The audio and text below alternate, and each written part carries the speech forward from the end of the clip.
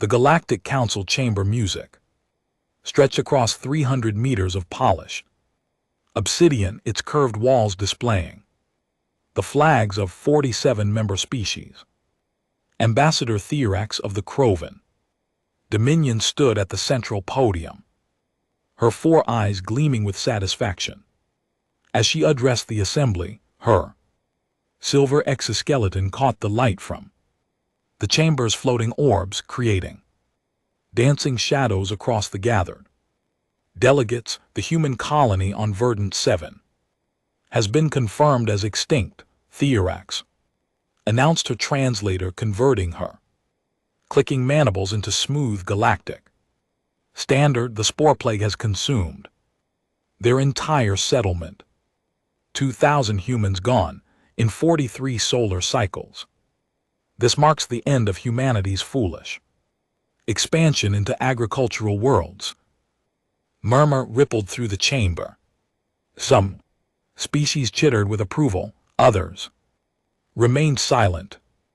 The Krovan had never hidden their disdain for humanity's rapid colonization efforts. They viewed humans as reckless gardeners who played with biological forces they couldn't understand. Delegate Merson of the Felic Consortium leaned forward, his gelatinous body pulsing with curiosity. What of the human Buddhist? Dr. Sarah Chen was attempting to develop a cure for the spore infection. Did she survive? Theorax's mandibles clicked in what might have been laughter. No transmission has been received from the colony in 19 days. The spore plague consumes all organic matter. It transforms living tissue into more spores within hours. Nothing survives. The Krovan Bioweapons Division designed it specifically to eliminate agricultural threats on contested worlds. The chamber fell silent. Several delegates shifted uncomfortably.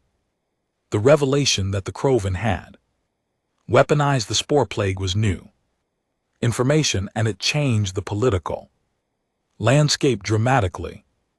You admit to deploying a biological weapon against a civilian colony. Ambassador Urix of the Pellar Federation rose from his seat, his crystalline form resonating with anger. This is a violation of the Terran Protection Accords. Humanity may be young to the galactic stage, but they are under Council protection. Theorax waved a clawed appendage dismissively.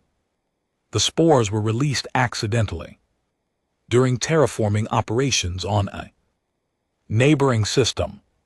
They naturally spread through atmospheric currents. We cannot be held responsible for acts of nature you engineered. Urix countered before the argument could escalate. The chamber's communication array activated. Holographic display materialized above the central podium, showing a connection request from Verdant 7. The time stamp indicated the message had been transmitted 40 minutes ago. Theorax's exoskeleton darkened with confusion. Impossible. All communication ceased 19 days ago. The entire colony should be dead. The Council's communication officer, a small vine with oversized eyes, chirped nervously. The signal originates from the primary research facility. Shall I establish the connection? Council Chair Vorand, an ancient being whose species had guided galactic politics for millennia, raised one of his 6 arms. Open the channel. The holographic display flickered, then resolved into the image of a human woman. She appeared to be in her mid-30s, with dark hair pulled back into a practical bun. Her face was smudged with dirt and her clothes were torn in several places, but her eyes burned with fierce determination. Behind her, through a transparent wall, a landscape of vibrant green stretched. To the horizon, this is Dr. Sarah Chen, chief botanist of the Verdant 7 colony, she said, her voice steady. Despite obvious exhaustion, I'm transmitting this message to inform the Galactic Council that reports of our extinction have been greatly exaggerated. Theorex's mandibles snapped shut. How are you still alive? The spore plague should have consumed every human on that planet weeks ago. Sarah's expression hardened. It tried. We lost 1,843 people in the first 30 days. The spores infiltrated everything, our water supply, our air filtration systems, our food stores. People died in their sleep, at their works in the streets. I watched my colleagues dissolve into clouds of infectious particles. She paused, her jaw tightening. But you made one critical mistake in your bioweapon design, Ambassador Theorex. You assumed humans would respond to a biological threat the same way species do. You assumed we'd panic, scatter, and die individually. What did you do? Merson asked, his gelatinous form rippling with interest. Sarah reached off-screen and lifted a small potted plant into view. It had broad dark green leaves with distinctive silver veining running through them. The plant seemed to pulse with faint bioluminescence. This is resistant terra, Sarah said. Roughly translated from Latin, it means Earth's resistance. I created it by combining genetic material from 17 different Earth plants with native Verdant 7 flora. It took me 372 failed attempts, working 18-hour days while people died around me, but I finally succeeded. She set the plant down and gestured to the landscape behind her. These plants produce a compound that neutralizes the spore plague on contact. They convert the infectious particles into harmless organic matter that enriches the soil. I've been growing them for the past 19 days. What you see behind me is 300 square km of resistant terra, and it's expanding at a rate of 40 km per day. Theorex's exoskeleton had gone completely black, a sign of extreme agitation in Crovan physiology. You cannot possibly have survived with only 157 colonists. The infrastructure required 157 survivors, Sarah interrupted, including 38 children, 22 elderly individuals, and 41 people with various disabilities. We didn't have the luxury of giving up. Ambassador, we're humans. When faced with extinction, we adapt, we innovate, we survive. She leaned closer to the camera, and for the first time a slight smile crossed her face. And now I'm offering this cure to the Galactic Council free of charge for any world affected by spore plagues. Because unlike some species, we believe in helping others rather than weaponizing nature against them. The chamber erupted into chaos. Delegates from dozens of species began speaking simultaneously, some demanding immediate access to the cure, others calling for sanctions against the Crovan Dominion. Through it all, Theorex remained frozen. At the podium, her 4 eyes fixed on the human woman who had just dismantled years of Crovan biological warfare, research with nothing but determination, and a handful of seeds. Council Chair Vorin raised multiple arms, calling for silence. When the chamber finally quieted, he spoke directly to the holographic image of Sarah Chen. Dr. Chen, on behalf of the Galactic Council, I formally request permission to send a scientific delegation to Verdant 7 to study your work. Sarah nodded. Permission granted, Chair Vorin, but I Have one condition, name it the Crovan. Dominion will provide full documentation of their spore plate bioweapon research to help us understand and counter future variants. Additionally, they will pay reparations to the families of everyone who died in this colony. Theorex's exoskeleton began to turn red with rage. The Crovan. Dominion will never, you will, Vorand, interrupted, his ancient voice carrying absolute authority, or the Council will vote to expel your species from the Assembly. We have tolerated the Crovans' aggressive policies for too long. This ends now. Sarah's image flickered slightly as her transmission began to destabilize. I need to go. We're planting another 50,000 resistant Terra seedlings today, and I'm needed in the fields. Verdant 7 out. The holographic display vanished, leaving the council chamber in stunned silence. Finally, Delegate Merson spoke, his gelatinous form pulsing with what might have been admiration. Remarkable. Absolutely remarkable. The humans lost 90% of their colony and still found a way to survive and create a cure. What kind of species does that? Ambassador Urix's crystalline form resonated with a sound that might have been laughter, the kind that will outlast us all, I suspect. Never underestimate a human with a garden and a reason to fight.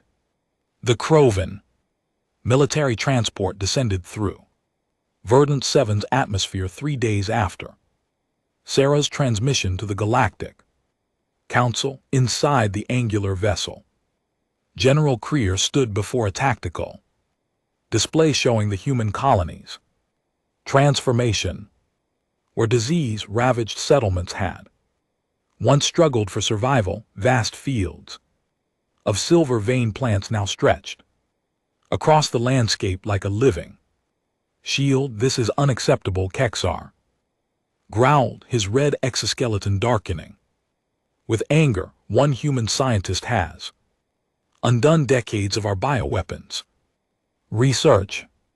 Ambassador the Lorax, your assurances that the spore plague was unstoppable have proven worthless. Theorex clicked her mandibles nervously from her position near the viewport. The Council's ultimatum had stripped her of diplomatic immunity, and now she traveled as little more than a prisoner on a military vessel commanded by her own people. The humans should not have been capable of this. Our simulations showed no species could develop resistance in less than 3 generations. She accomplished it in weeks. Human stubbornness, muttered Dr. Velry, the Crovan's chief biological warfare specialist. His smaller frame and duller exoskeleton marked him as a scientist rather than a warrior. Their psychological profile indicates an extreme unwillingness to accept defeat, where other species would have evacuated or accepted extinction. The humans stayed and fought a biological war they had no business winning. The transport settled onto a landing pad near the colony's main research facility. Through the viewport, the Crovan delegation could see human survivors working in the fields, their movements efficient despite obvious fatigue. Children ran between the rows of resistant Terra carrying water containers and monitoring equipment. Even the elderly participated, their weathered hands gentle as they tended the miracle plants they're using. Everyone, Kexar observed. No division of labor, no hierarchy. Every human contributes to the effort. It's how they survived, Velry said quietly. While our species would have established military control and resource rationing, the humans simply worked together. No politics, no power struggles, just survival. The transport's boarding. Ramp extended with a pneumatic hiss. General K-Star led the delegation down. Onto Verdun 7 soil, his tactical armor. Scanning for threats. The planet's air carried the scent of fresh growth and something else. Sharp, clean smell that made his sensory organs tingle. Sarah Chin waited at the base of the ramp, flanked by two other humans. She wore practical work clothes, covered in soil stains, and her hair was even more disheveled than it had been during her transmission, but her eyes remained sharp, assessing the Krovan delegation with the same intensity she might use to examine a diseased plant. General Kekstar, Sarah said, her translator rendering her words into Krovan clicking. Ambassador Thelorax. Dr. Velry. Welcome to Verdant 7. I'm surprised the Council sent you so quickly. Kekstar's mandibles spread in what might have been a smile or a threat display. We're here to verify your claims, Dr. Chen. The Council requires proof that your cure is genuine before they impose sanctions on the Krovan Dominion. Of course, Sarah gestured toward the research facility. I've prepared a complete demonstration. But first, I should introduce my team. This is Marcus Webb, our chief engineer, and Dr. Amara Aiki, our medical officer. Between the three of us, we developed the Resist Terra cultivation process. Marcus, a tall man with graying hair and mechanical augmentations on his left arm, nodded curtly. Amara, a woman with dark skin and intelligent eyes, offered a polite smile that didn't reach her eyes. Both humans radiated the same exhaustion and determination that Sarah displayed. The group walked toward the research facility, passing through fields of the silver vein plants. Kekstar noticed that wherever the resistant terra grew, the soil itself seemed healthier, darker, richer. Small insects and native Verdant 7 creatures moved freely through the fields without showing any signs of spore infection. Your plants have transformed the entire ecosystem, Belry observed, his scientific curiosity overcoming his political allegiance. The spore plague contaminated everything: soil, water, air, yet now I detect no trace of infectious particles. The Resist Terra doesn't just neutralize spores, Sarah explained as they entered the facility's main laboratory. It actively hunts them. The plants release enzymes that break down the spore's protein shell, then absorb the resulting organic matter as nutrients. The more spores present, the faster the Resist Terra grows. We essentially turned your weapon into fertilizer. The laboratory was a chaos of equipment, sample containers and data screens. Every surface held some experiment in progress: tissue cultures, genetic sequencers, growth chambers filled with plants at various developmental stages. It looked nothing like the sterile, organized Krovan research facilities. This is where you develop the cure?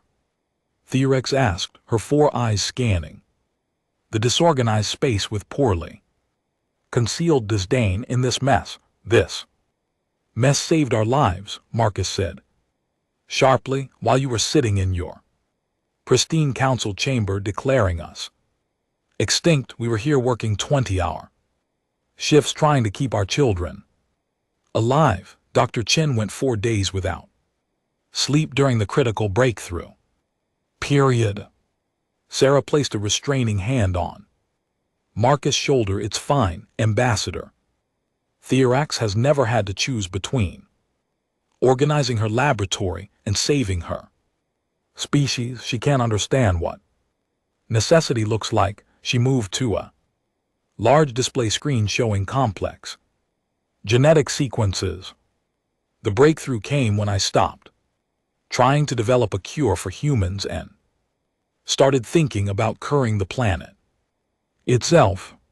The spore plague spreads through any organic matter, so I created a plant that could out-compete it for resources in space. Valerie approached the screen, his scientific training evident in how he examined the data. You spliced genes from 17 different Earth plants. The rejection probability alone should have made this impossible. How did you stabilize the hybrid genome? Trial and error, Sarah said. 372 attempts. I started with aggressive growth species. Bamboo, kudzu, morning glory plants. Earth considers invasive because they spread so rapidly. Then I added resistance genes from extriophils, plants that survive in toxic environments. Finally, I incorporated bioluminescent markers from deep-sea flora to track the enzyme production. She pulled up another screen showing time-lapse footage of resistant Terra growing in a spore-contaminated environment. The plant's roots spread with visible speed, its leaves unfurling and releasing faint clouds of the neutralizing enzyme. Within hours, the spore colonies had vanished, converted into dark, nutrient-rich soil. The growth rate is exponential, Amara added, stepping forward with a data tablet. One mature resistant Terra plant produces enough seeds to cover 10 square meters within a week. Those new plants mature in 14 days and produce their own seeds. We went from Dr. Chen's first successful specimen to 300 km of coverage in 19 days. Kekstar's tactical mind immediately grasped the implications. A biological weapon that spreads faster than our spore plague. Dr. Chen, you realize you've created something potentially more dangerous than what we deployed. I'm aware, Sarah said coolly. But unlike the Krovan Dominion, I'm not interested in using biology as a weapon. The Resistum Terra is programmed with a genetic kill switch. After 3 generations, the plants become sterile and stop producing the enzyme. They'll continue to provide ground cover and soil enrichment, but they won't spread uncontrollably. She fixed K-Star with a steady gaze. I built this to save lives, not end them. That's the difference between human science and Krovan bioweapons research. Valerie was still studying the genetic data, his mandibles clicking rapidly in what his species did when processing complex information. This is brilliant. Absolutely brilliant. You've essentially created a biological terraforming system. This could restore worlds damaged by industrial pollution, chemical warfare, or natural disasters. That's the plan, Marcus said. Once we've fully cleansed Verdun 7, we're offering the Resistum Terra to any world that needs it, free of charge, no strings attached. Humanity's gift to the galaxy. Theorex's exoskeleton had gone completely black. You're giving this away. The commercial value alone is irrelevant, Sarah interrupted. 1843 people died because of your spore plague. Mothers, fathers, children, friends. I watched my research partner dissolve into infectious particles while I was holding her hand. I'm not going to profit from their deaths by selling the cure. She walked to a viewport overlooking the fields where human survivors worked among the resistant. Terror, we're still here, Ambassador. Against every probability, against your weapon, against extinction itself, we survived because we refused to give up. And now we're going to make sure no other species has to face what we faced.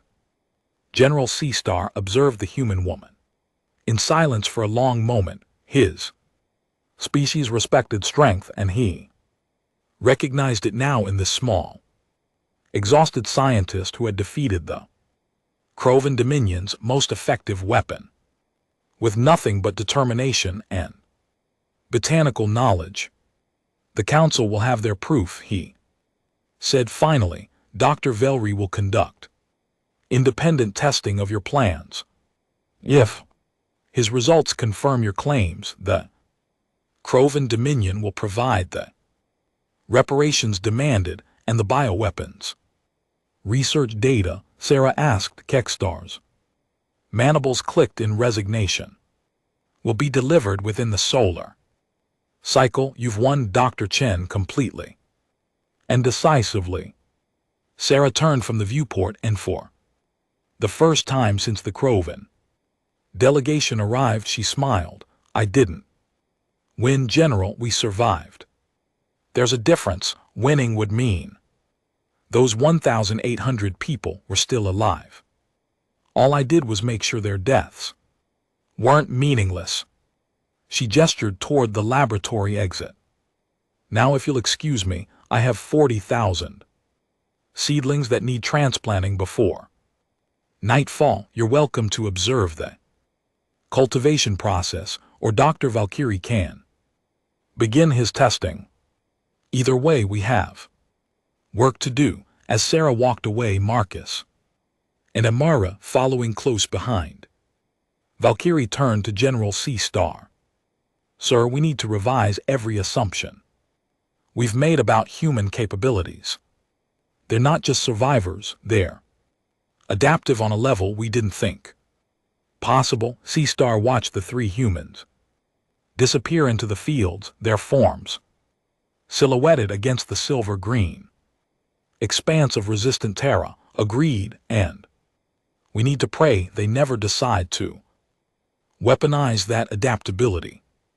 Because if they do, the galaxy won't survive it. 6 months after the Krovan delegation's visit, the Galactic Council convened an emergency session. This time, the chamber's holographic displays showed not one world but 17, all of them transformed by fields of silver, veined resistant terror, from industrial wastelands poisoned by centuries of mining operations to agricultural colonies devastated by crop diseases. Humanity's miracle plant had spread across the galaxy. Council Chair Vorend addressed the assembly, his ancient form radiating satisfaction. The human cure has exceeded all expectations. Dr. Chen's resist terror has restored ecosystems we thought permanently destroyed. The commercial savings alone amount to trillions of galactic credits. Ambassador Urix of the Pellar Federation rose, his crystalline body chiming with approval. My home world suffered from toxic soil contamination for 3 generations. Human scientists arrived 6 weeks ago with resistant terra seedlings. Yesterday, our agricultural ministry reported the first successful harvest in 72 years. Our children are eating food grown in our own soil for the first time in their lives. Delegate Merson pulsed with enthusiasm. The Felic Consortium wishes to establish a formal alliance with humanity. Their approach to biological restoration represents the future of galactic environmental science. We propose granting Earth full Council membership with immediate voting rights. A chorus of approval swept through the chamber. Only the Krovan delegation remained silent, their exoskeletons darkened with humiliation. Ambassador Theorex had been stripped of her position, replaced by Ambassador Kayarsha, a younger Krovan known for more progressive views. The Krovan Dominion supports this proposal, Kringshaw announced, his voice carrying none of the Lorax's arrogance. We have paid our Reparations to the Verdant 7. Survivors as required. Additionally, we have dismantled our bioweapons research division and redirected those resources toward ecological restoration projects. We acknowledge that humanity's approach to biological science is superior to our own. The admission sent ripples of shock through the chamber. The Crovan had never acknowledged any species as superior in any field. Before the vote could proceed, the communication array activated again. This time the incoming transmission carried an emergency priority code. The holographic display materialized, showing not Sarah Chen, but Marcus Webb, the engineer from Verdant 7. His expression was grave. Council Chair Vorand, I'm transmitting from the Zephyr Research Station in the Outer Rim. We have a situation that requires immediate attention. I'm patching through Dr. Chen now. The image shifted to show Sarah standing in what appeared to be a massive greenhouse facility. Behind her, rows upon rows of plants grew under artificial lighting. But these weren't resistant Terra. These plants had deep purple leaves shot through with veins of luminescent gold, and they pulsed with an eerie bioluminescence that made the entire facility glow. Council Sarah said, her voice tight with controlled urgency. 3 weeks ago, a mining colony on Thresh 9 requested Resist Terra to clean up heavy metal contamination in their soil. We sent them standard seedlings with the 3-generation sterility protocol. Yesterday, we received a distress signal. The plants mutated.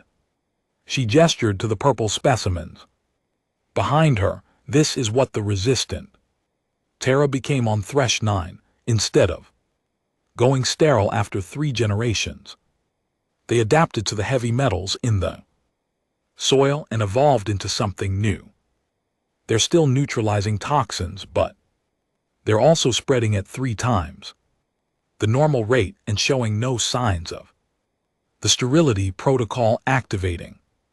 General Kekstar attending the session as part of the Crovan's rehabilitation program leaned forward. Dr. Chen, are you saying your cure has become invasive?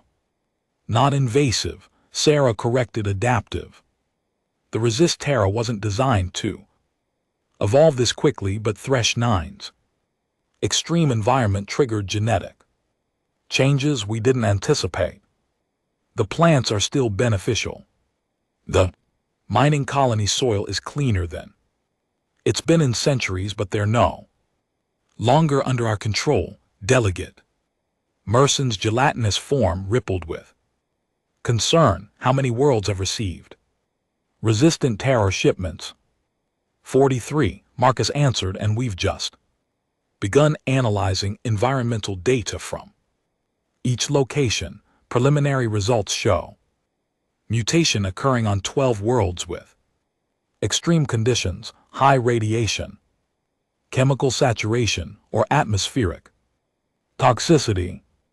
The plants are adapting to survive, and in doing so, they're bypassing the sterility protocol. The chamber erupted into chaos.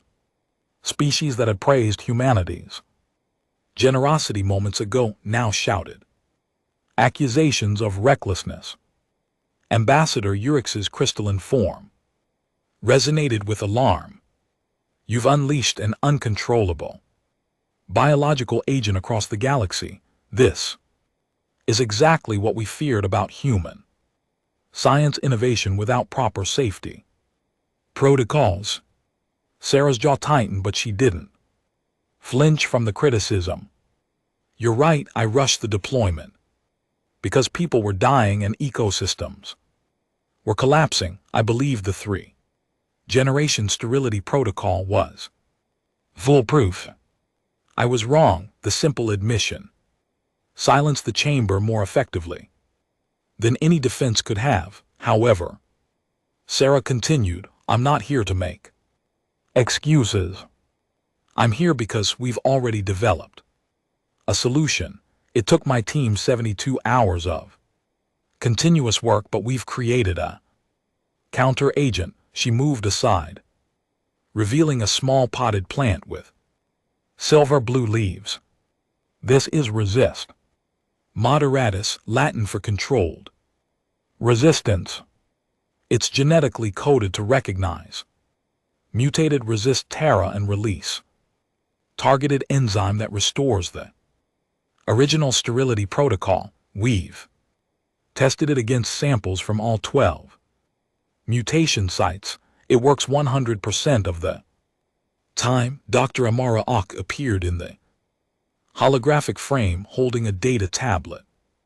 The Moderatus variant spreads through root contact and airborne pollen. One plant can restore sterility protocols across 10 square km within a week. We're ready to begin immediate deployment to all affected worlds. Vorin raised multiple arms calling for order. Dr. Chen, this is the second time you've presented the Council with both a crisis and a solution. While we appreciate your resourcefulness, many species are concerned about humanity's rapid deployment of biological agents. Without full testing, I understand, Sarah said quietly, and I take full responsibility. But I need the Council to understand something. Every biological system adapts. Every cure eventually faces resistance. I could spend decades testing in controlled environments, ensuring perfect safety protocols while real people on real worlds continue to suffer, or I can act knowing I'll make mistakes and fix those mistakes as they occur. She looked directly into the camera, her exhaustion evident but her resolve unshaken. The old human saying goes, perfect is the enemy of good. Yes, the resist terra mutated. Yes, I should have anticipated that possibility. But in the 6 months since I released it, we've restored 17 dead worlds to life. We've given children clean air to breathe and farmers fertile soil to plant in. We've turned weapons into gardens. At what cost? Demanded a delegate from the Skern hierarchy, a cautious species known for their extremely slow technological advancement. You've proven that human biology can evolve beyond its intended parameters. What happens when the Moderatus variant mutates? Do you create another counter agent and then another? Where does it end? Marcus stepped back into the frame. It doesn't end, that's the point. Biology isn't static, the universe isn't static.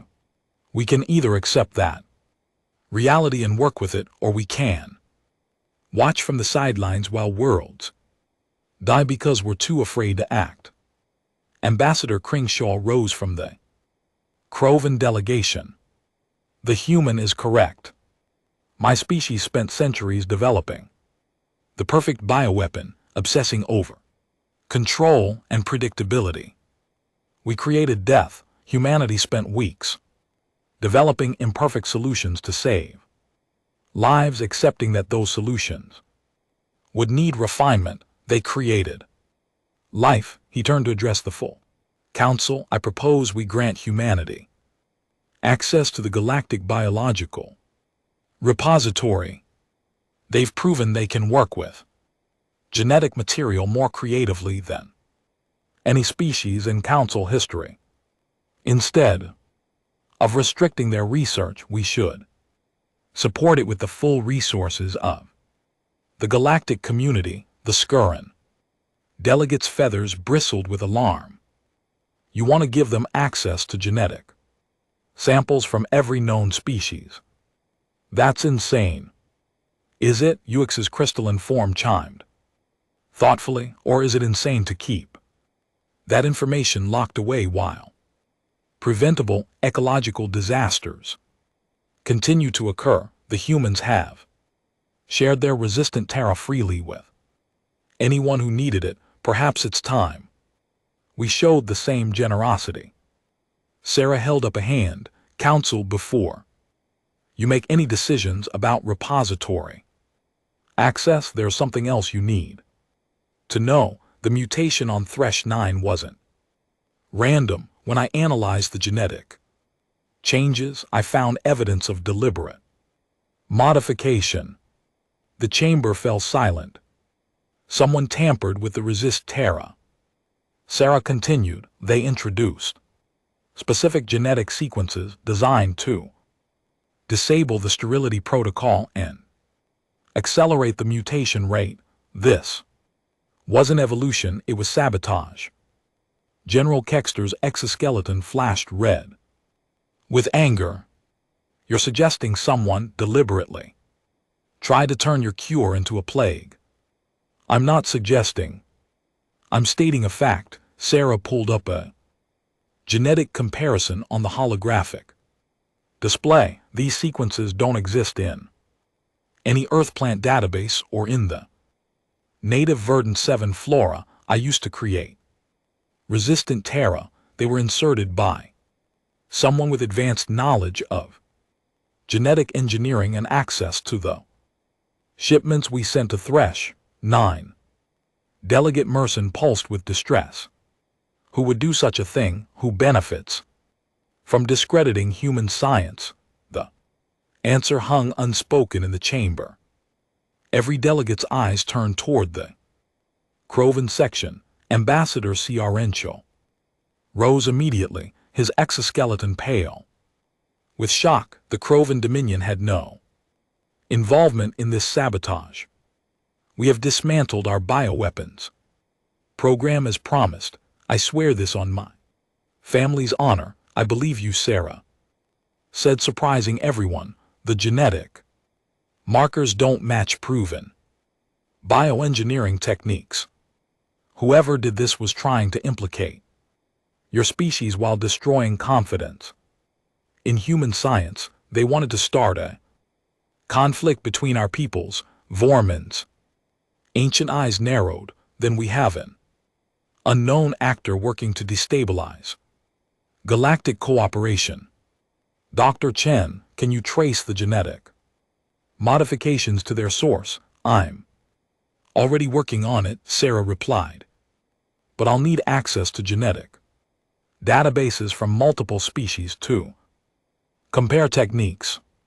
That's why I'm formally requesting temporary access to the biological repository, not to develop new cures, but to find whoever is trying to weaponize the ones we've already created. The chamber buzzed with urgent conversations. Finally, Vorand raised his arms for silence. The council will vote on 2 measures. First, emergency deployment of Dr. Chen's Moderatus variant to all affected worlds. Second, temporary repository access for Dr. Chen and her team to investigate the sabotage. All in favor. The vote was unanimous. Sarah's expression softened with relief. Thank you, Council. We'll begin deployment immediately and we'll find whoever did this. As the holographic transmission ended, Voran addressed the assembly one final time. The humans have taught us an important lesson today. Progress requires accepting risk. Innovation demands courage. And sometimes the greatest danger isn't in acting, it's in standing still while the galaxy burns. He gestured toward the empty space where Sarah's hologram had been. One human botanist, armed with nothing but seeds and determination, has changed the course of galactic history. I suggest we pay attention to what humanity does next. In the Crovan section, General K-Star turned to Ambassador K-Arshaw. The human said she believes we're innocent of the sabotage. She did, K-Arshaw agreed. then we owe her a debt. The Krovan do not forget such things. Kekstar's exoskeleton hardened with resolve. Assemble our best intelligence operatives. If someone is trying to start a war between our species and humanity, we're going to find them. First, far across the galaxy in the converted greenhouse on Zephyr Station. Sarah Chin stood among her purple Eve mistakes and silver-blue solutions. Marcus approached carrying a steaming cup of coffee. You know that speech about accepting imperfection, he said. That was good, very human. Sarah accepted the coffee gratefully. It was also true. We're going to make more mistakes, Marcus. Probably bigger ones. I know, he smiled. But we'll fix those too. That's what we do. Sarah nodded, staring out at the fields of evolved plants that shouldn't exist but did, created by human stubbornness and the universe's refusal to follow anyone's rules. Yeah, she said quietly, that's exactly what we do.